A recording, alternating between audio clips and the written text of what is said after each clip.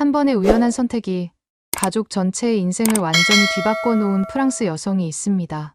프랑스 청년 실업률 18%라는 절망적인 현실 때문에 3년간 부모님과 갈등을 겪었던 24살 마틸다의 이야기를요.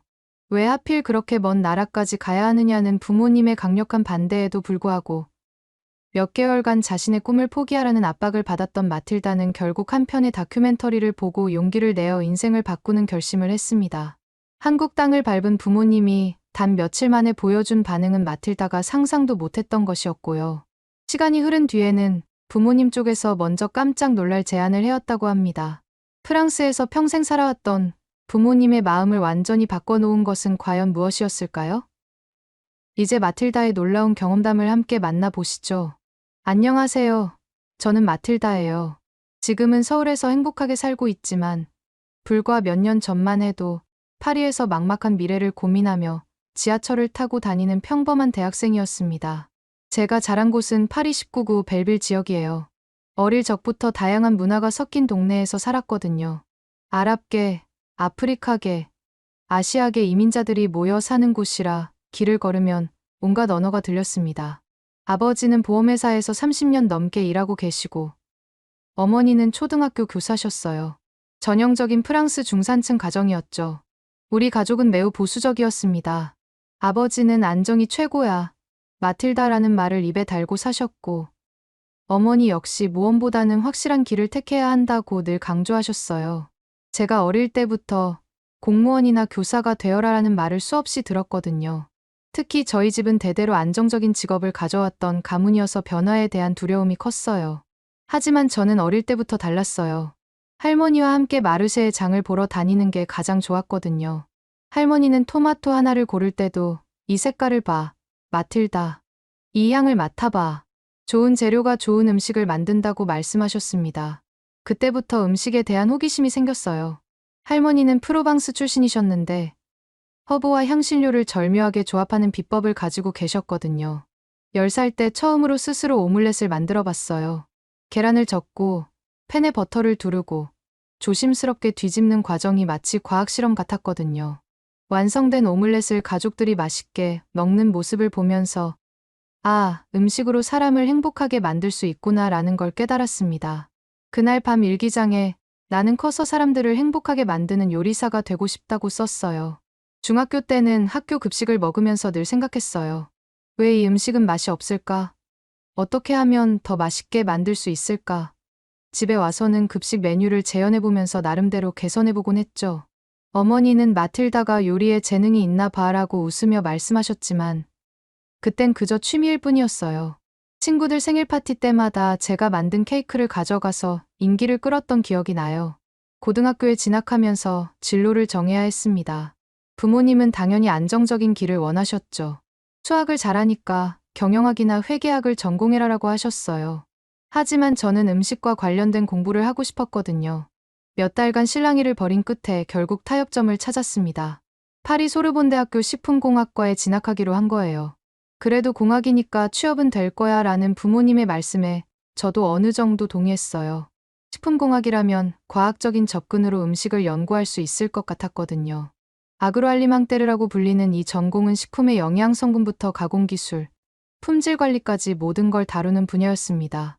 대학교 2년 때까지는 평범한 학생이었어요. 강의를 듣고, 과제를 하고, 친구들과 카페에서 수다를 떨고. 그런데 2년 말에 뭔가 아쉬움이 들기 시작했어요. 단순히 식품의 성분을 분석하고 가공하는 것만으로는 만족이 안 됐거든요. 실험실에서 하는 연구가 실제로 사람들의 식탁에 어떤 변화를 가져올 수 있을지 의문이 들었습니다. 그래서 셀사에서 커뮤니케이션과 디지털 마케팅을 부전공으로 시작했습니다. 음식을 만드는 것도 중요하지만 그걸 사람들에게 어떻게 전달하느냐도 중요하다고 생각했거든요. 특히 건강한 음식 문화를 널리 알리고 싶었어요. 부모님은 처음엔 의아해하셨어요. 마케팅은 왜 배우는 거야? 식품공학만으로도 충분하지 않아? 라고 물으셨죠. 하지만 제가 설명을 드리니까 그래도 하나 더 배우는 게 나쁘지 않네라고 허락해 주셨습니다. 마케팅 수업은 정말 재미있었어요. 브랜드 스토리텔링, 소셜미디어 전략, 소비자 심리까지 모든 게 신선했거든요.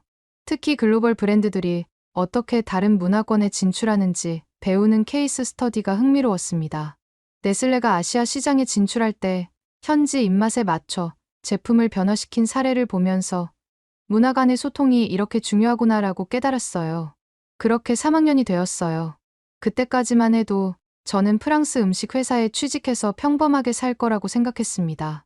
맥도날드나 다논 같은 대기업의 제품 개발팀에서 일하는 것이 제 꿈이었거든요. 주변 선배들도 대부분 그런 길을 택했었고요. 그런데 3학년 가을, 제 인생을 완전히 바꿔버린 사건이 일어났어요. 학교에서 주최한 세계 음식 문화 체험 위크라는 행사가 있었거든요. 매일 다른 나라의 음식을 맛볼 수 있는 이벤트였습니다. 월요일은 이탈리아, 화요일은 멕시코, 수요일은 모로코 음식이었어요. 목요일이 바로 한국의 날이었습니다. 사실 처음엔 별 관심이 없었어요. 아시아 음식이라고 해봤자 중국집에서 파는 볶음밥 정도만 먹어봤거든요. 친구 엠마가 마틸다, 같이 가자. 김치라는 게 신기하다던데 라고 해서 따라갔어요. 학교 식당에 한국 음식 부스가 차려져 있었는데 빨간 김치와 각종 반찬들이 정말 화려했거든요. 처음 보는 음식들이었지만 색깔만으로도 식욕이 돋았습니다. 처음 한 스푼을 떠서 입에 넣는 순간을 지금도 생생히 기억해요.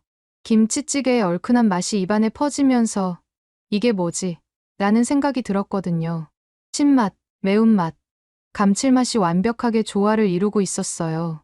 그리고 비빔밥의 다양한 나물들이 하나하나 다른 맛을 내면서도 전체적으로는 하나의 완성된 요리가 되는 게 신기했습니다. 더 놀라운 건 식사 후였어요. 평소에 기름진 음식을 먹으면 속이 더부룩하고 졸음이 쏟아졌는데 한식을 먹고 나니 몸이 가볍고 정신이 맑아지는 거예요. 이상해. 이렇게 포만감이 있는데 왜 속이 편하지? 라고 생각했거든요. 그날 밤 기숙사로 돌아와서 잠이 안 왔어요. 계속 한식의 그 맛이 생각났거든요. 그래서 노트북을 켜고 한식에 대해 검색하기 시작했습니다. 발효식품의 건강 효과, 다양한 채소의 영양소, 천연 조미료 사용법까지 알아갈수록 매력적이었어요. 특히 프랑스 음식과의 차이점이 흥미로웠습니다. 프랑스 요리는 버터와 크림, 치즈를 많이 사용해서 진하고 풍부한 맛을 내는데 한식은 발효와 자연의 맛을 살리는 거였거든요. 완전히 다른 철학이었어요. 그때부터 제 일상이 바뀌기 시작했습니다. 수업이 끝나면 파리 13구에 있는 한국 식당들을 찾아다니기 시작했어요. 작은 식당들이었지만 하나하나가 보물 같았거든요. 불고기, 잡채, 떡볶이, 순두부찌개까지 메뉴판에 있는 모든 걸 주문해서 맛봤습니다. 식당 사장님들이 이 프랑스 학생이 왜 이렇게 한국 음식을 좋아하지? 라는 표정으로 저를 바라보셨던 기억이 생생해요. 한국 식당에서 밥을 먹으면서 점점 확신이 들었어요. 이게 바로 제가 찾던 길이라는 생각이 들었습니다.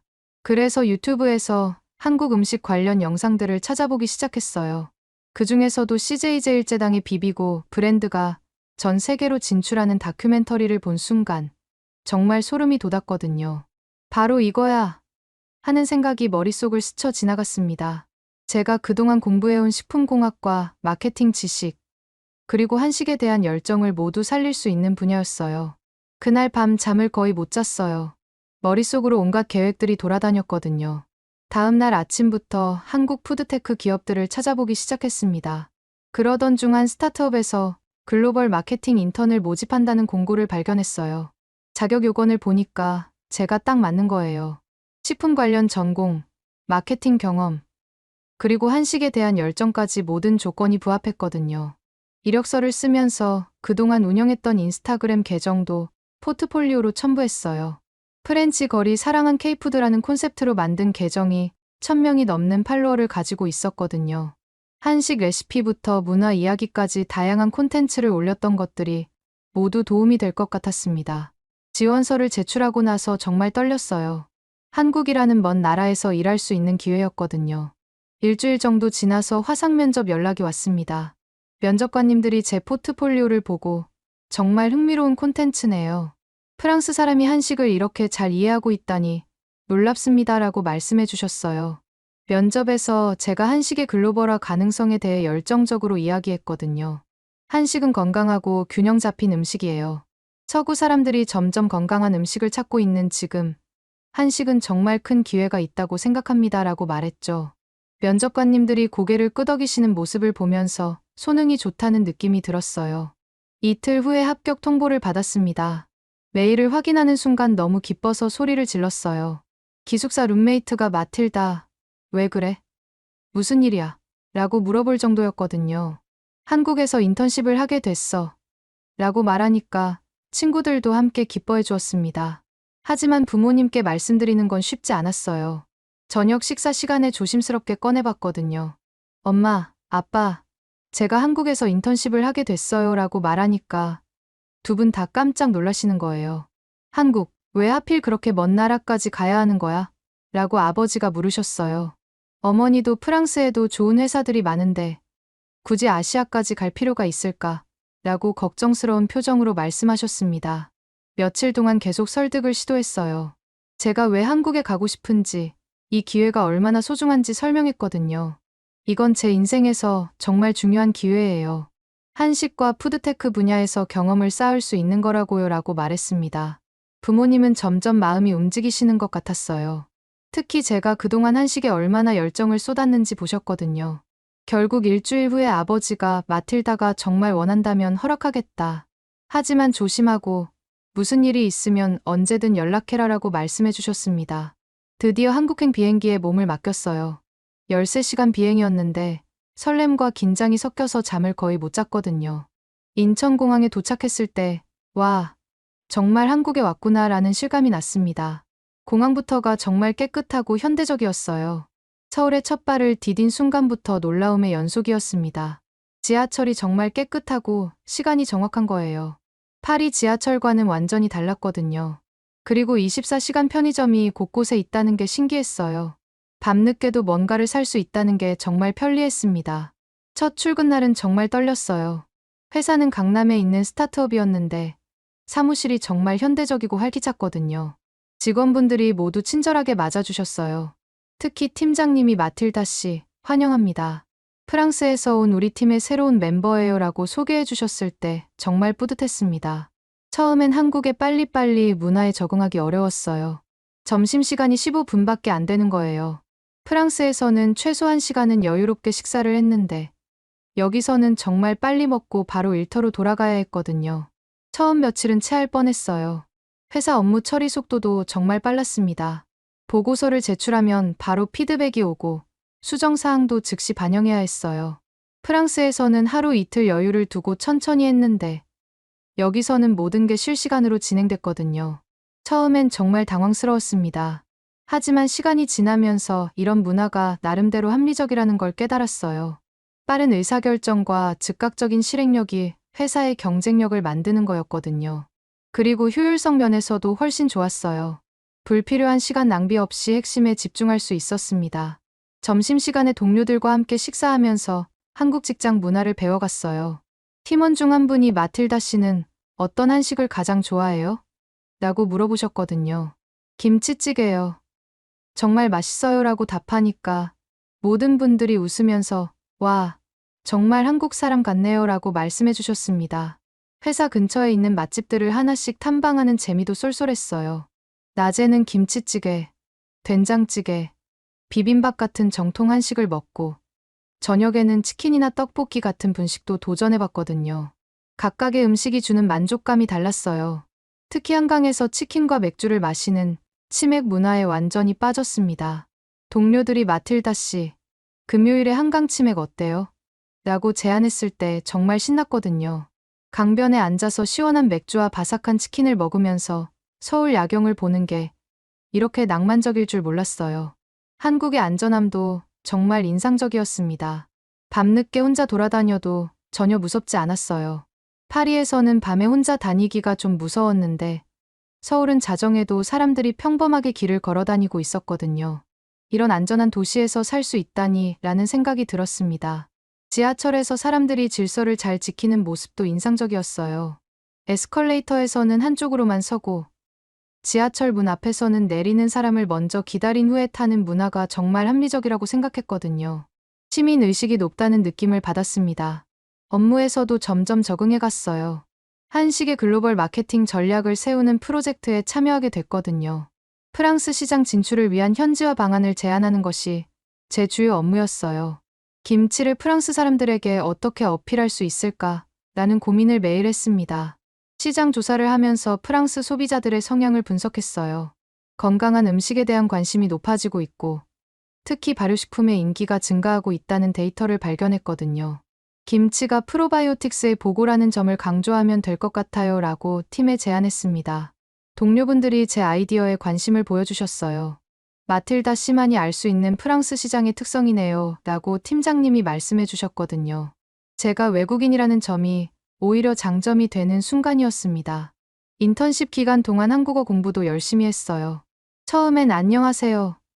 감사합니다. 정도만 할 줄 알았는데 점점 일상 대화가 가능해졌거든요. 동료분들이 마틸다 씨 한국어 정말 늘었어요. 라고 칭찬해 주실 때마다 뿌듯했습니다. 주말에는 서울 곳곳을 탐방했어요. 경복궁, 북촌 한옥마을, 명동, 홍대까지 안 가본 곳이 없을 정도였거든요. 각 지역마다 다른 매력이 있었어요. 특히 전통과 현대가 조화를 이루는 모습이 정말 아름다웠습니다. 인사동에서 전통 찻집에 앉아 있을 때 정말 한국에서 계속 살고 싶다는 생각이 들었어요. 차를 마시면서 창밖의 한옥을 바라보는데 마음이 너무 편안했거든요. 파리에서는 느껴보지 못한 특별한 평온함이었습니다. 인턴십이 끝나갈 무렵 회사에서 정규직 채용 공고가 올라왔어요. 바로 제가 하고 있던 업무와 관련된 포지션이었거든요. 이건 운명이야 라는 생각이 들면서 지원을 결심했습니다. 한국에서의 삶이 이제 현실이 될 수 있는 기회였어요. 정규직 지원서를 제출하고 며칠 후 최종 합격 통보를 받았습니다. 정말 기뻤지만 동시에 복잡한 마음이 들었어요. 이제 진짜로 한국에 정착해서 살게 되는 거였거든요. 부모님께 전화드려서 정규직으로 채용됐어요 라고 말씀드렸을 때 잠시 침묵이 흘렀습니다. 마틸다야, 정말 축하한다 라고 아버지가 말씀하셨지만 목소리에 걱정이 섞여 있었어요. 어머니는 그래도 가족과 친구가 있는 프랑스에서 취업하는 게 낫지 않겠니? 라고 조심스럽게 물어보셨거든요. 너 혼자 거기서 정착하는 건 너무 힘들 것 같아. 언어도 다르고 문화도 다른데 라고 덧붙이셨습니다. 그 말을 들었을 때 제 마음이 정말 복잡했어요. 부모님의 걱정을 이해하지 못하는 건 아니었거든요. 하지만 제 마음은 이미 확고했습니다. 엄마, 아빠, 내가 진짜 좋아하는 일, 내가 원하는 삶은 여기 있어요. 프랑스에서는 취업도 어렵고 제가 하고 싶은 일을 할 기회가 없어요 라고 말했습니다. 며칠 동안 전화로 계속 설득했어요. 한국에서 일하는 게 제 꿈이에요. 한식을 세계로 알리는 일을 하고 싶다고요. 이런 기회가 다시 올까요? 라고 간절히 말했거든요.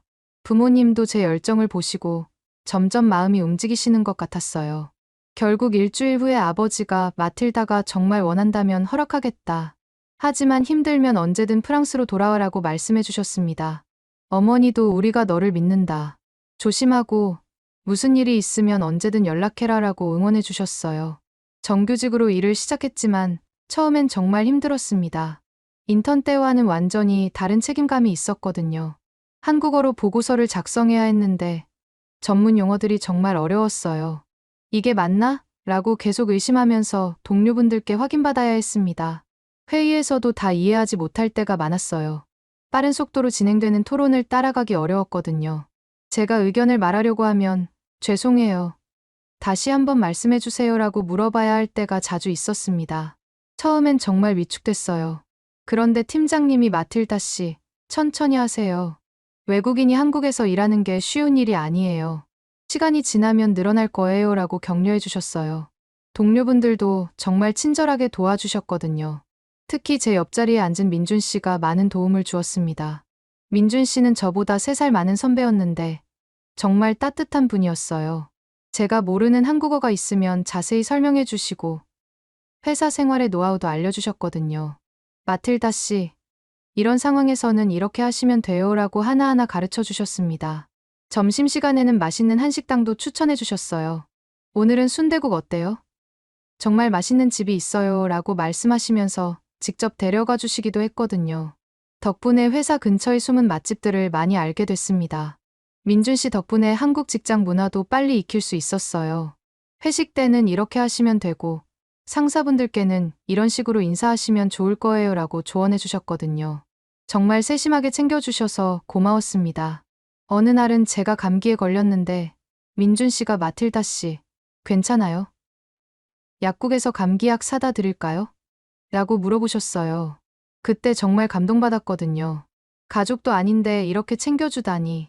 한국 사람들은 정말 따뜻하구나라는 생각이 들었습니다.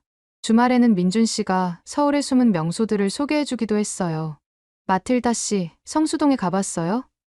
정말 분위기 좋은 카페들이 많아요 라고 하시면서 함께 가자고 제안해 주셨거든요. 성수동의 핸드드립 커피숍에서 커피를 마시면서 이런 곳이 있는 줄 몰랐어요 라고 말했더니 서울에는 아직 숨겨진 보석 같은 곳들이 많아요 라고 웃으며 답해 주셨어요. 민준 씨는 제가 한국 생활에서 겪는 어려움들을 정말 잘 이해해 주셨습니다. 처음엔 다 그래요. 저도 처음 회사 다닐 때 정말 힘들었거든요 라고 말씀하시면서 격려해 주셨어요. 마틸다 씨는 정말 열심히 하시니까 금방 적응하실 거예요 라고 덧붙이셨거든요. 한국어 공부도 도와주셨어요. 업무에서 자주 쓰이는 표현들을 정리해서 알려주시고 이렇게 말하면 더 자연스러워요 라고 조언해 주셨거든요. 덕분에 한국어 실력이 정말 빨리 늘었습니다. 회사에서 프로젝트를 진행할 때도 민준 씨의 도움이 컸어요. 제가 프랑스 시장 분석 보고서를 작성하는데 이 부분은 좀 더 구체적으로 쓰시면 좋을 것 같아요 라고 조언해 주셨거든요. 프랑스 소비자들의 특성을 더 자세히 설명해 주시면 팀원들이 이해하기 쉬울 거예요 라고 말씀해 주셨습니다. 그렇게 점점 회사 생활에 적응해 갔어요. 처음에는 서툴렀던 업무들도 익숙해지고 동료분들과의 의사소통도 훨씬 자연스러워졌거든요. 마틸다 씨, 정말 늘었네요 라는 말을 들을 때마다 뿌듯했습니다. 한 달쯤 지났을 때 팀장님이 마틸다 씨, 프랑스 시장 진출 프로젝트를 맡아보시겠어요? 라고 제안해 주셨어요. 정말 기뻤거든요. 제가 그동안 준비해온 것들을 드디어 실무에 적용할 수 있는 기회였습니다. 프로젝트를 진행하면서 정말 보람을 느꼈어요. 한식을 프랑스에 알리는 전략을 세우고 현지 유통업체들과 협의하는 일까지 맡게 됐거든요.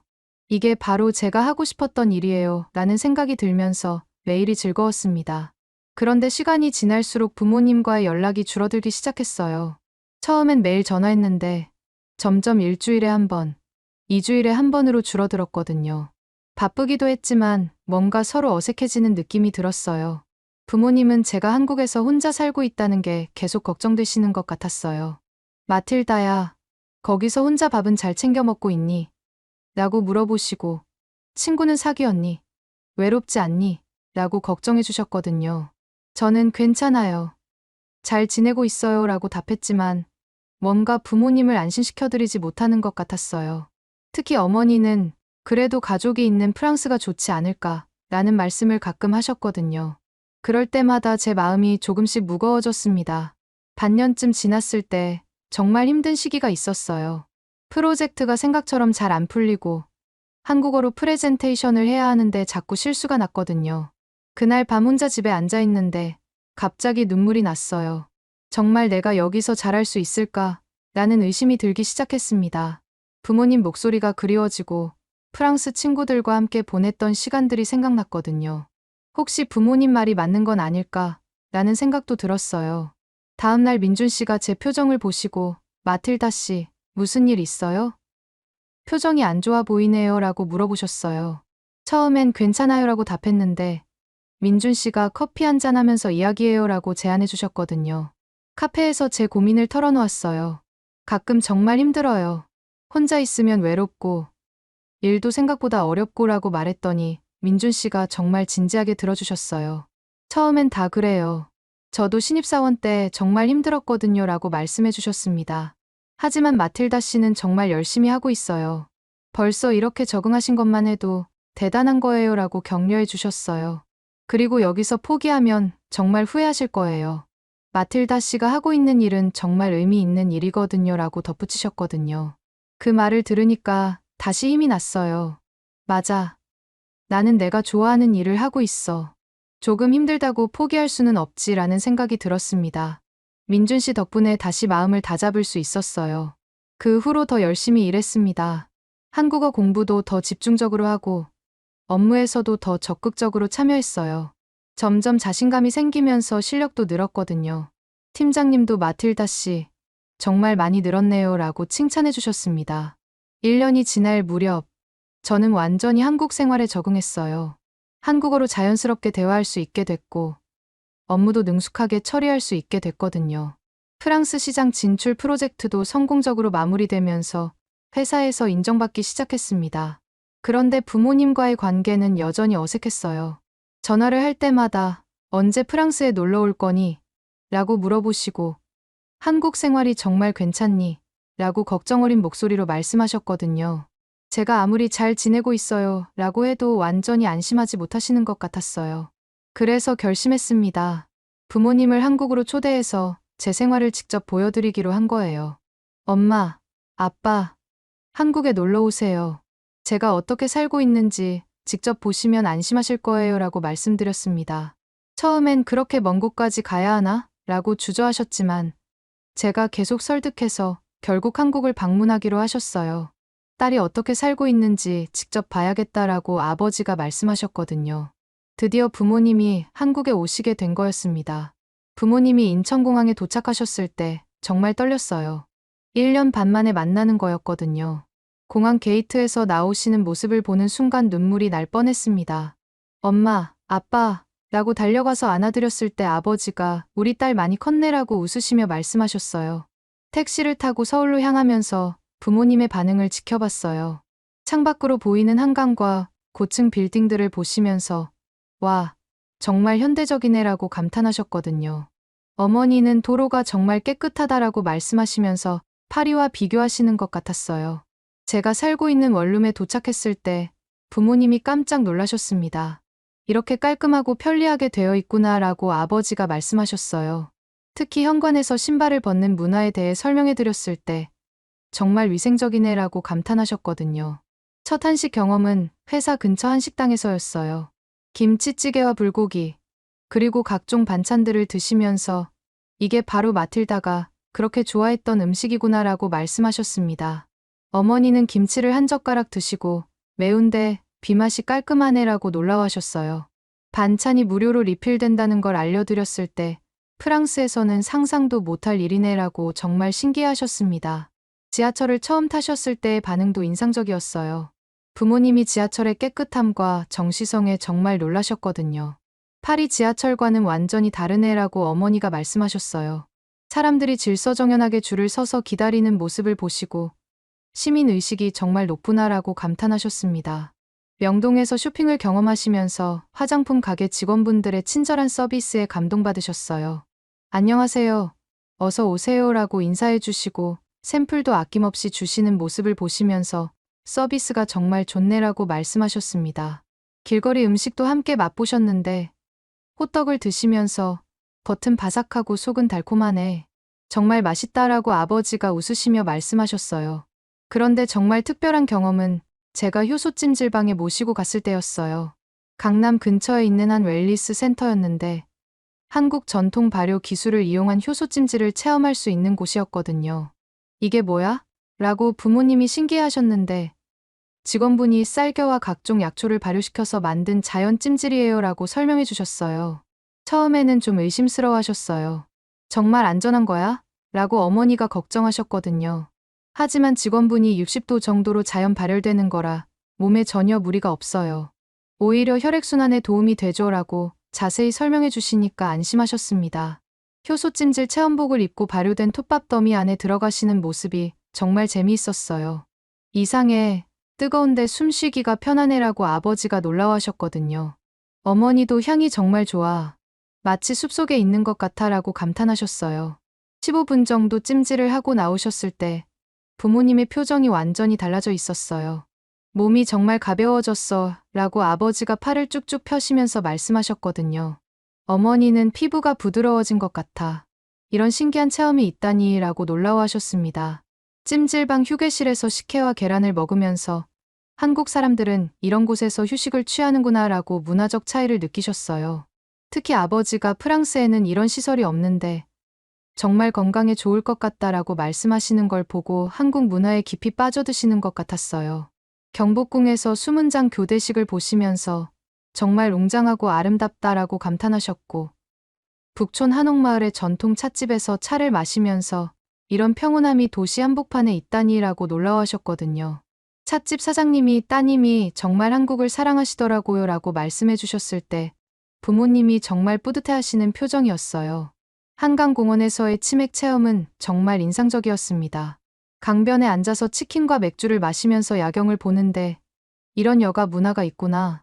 정말 로맨틱하네라고 어머니가 말씀하셨어요. 주변의 가족들과 연인들이 평화롭게 앉아있는 모습을 보시면서 사람들이 정말 여유롭게 사는 것 같아라고 감탄하셨거든요. 밤늦게 한강공원에서 숙소로 돌아가면서 길거리의 안전함을 체험하셨어요.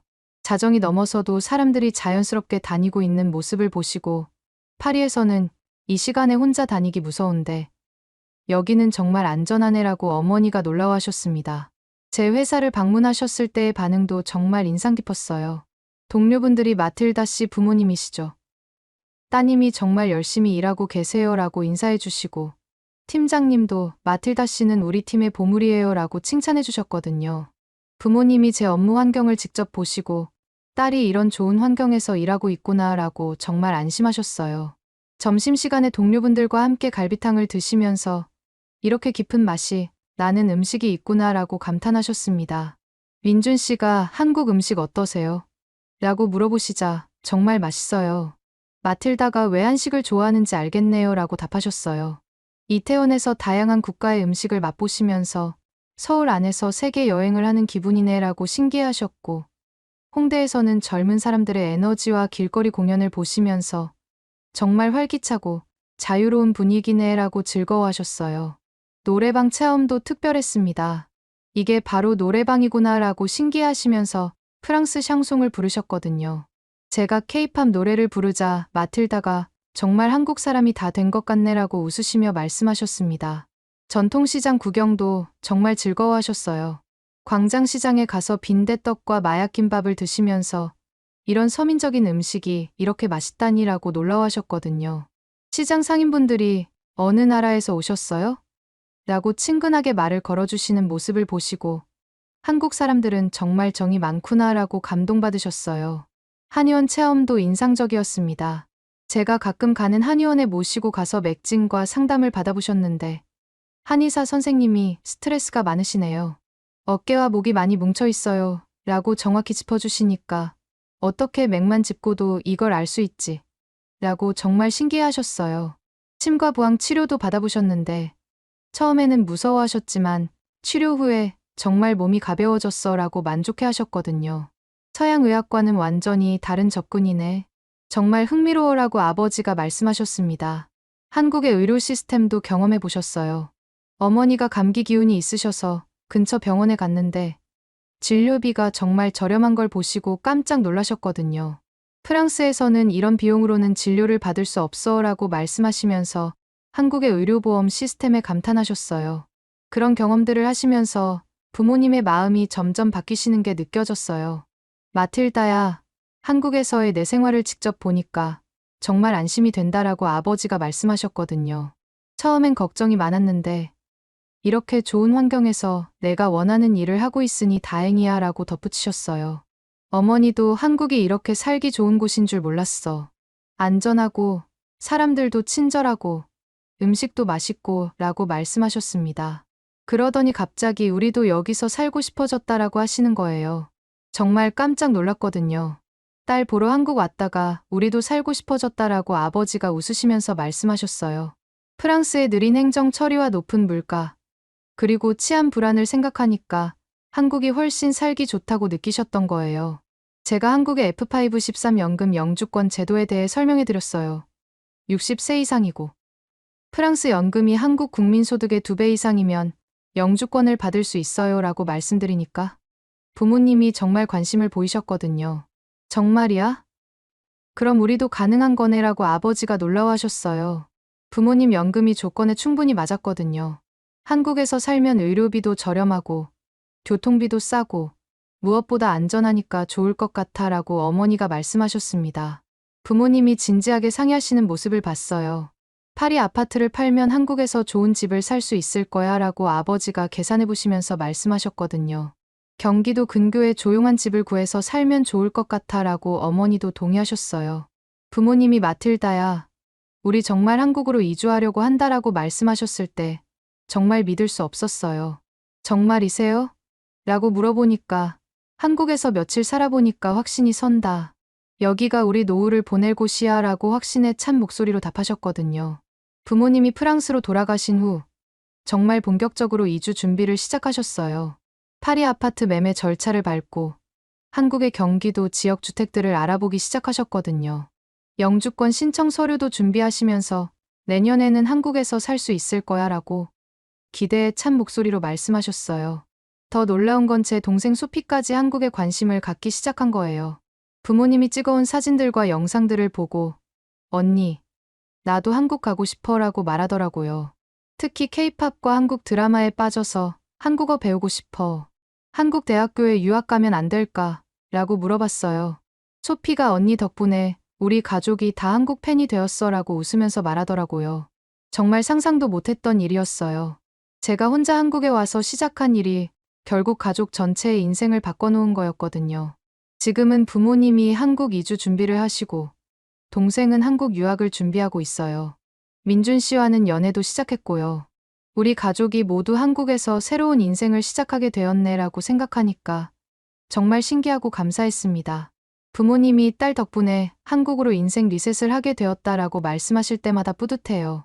그때 우연히 본 한식 체험 행사가 이렇게 큰 변화를 가져올 줄 누가 알았겠어요. 정말 인생은 예측할 수 없는 것 같아요. 오늘의 이야기는 여기까지입니다. 마음에 드셨다면 구독과 좋아요 잊지 말고 한 번씩 눌러주세요. 소중한 시간 함께 해주셔서 진심으로 감사드리고 앞으로도 더 깊은 이야기로 여러분을 찾아뵐게요.